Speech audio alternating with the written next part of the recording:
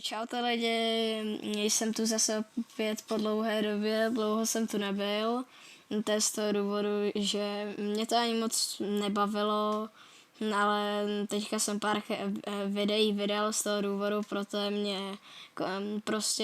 mě nešly ani vydávat videa, takže jsem ani nic nestreamoval.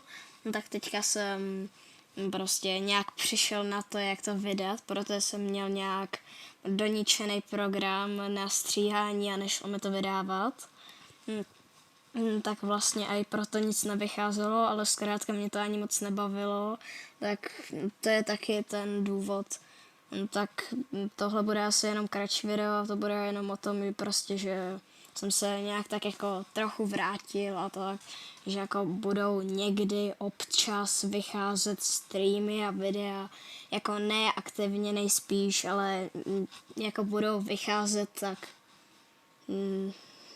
jednou týdně, dvakrát týdně, protože mám ještě školu a to bych ani moc nezvládal. Proto hlavně kvůli škole jsem i už přestal a kvůli tomu, že mě to hlavně nebavilo.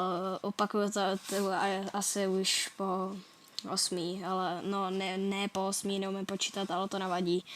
Takže tady bych to ukončil a zatím čus.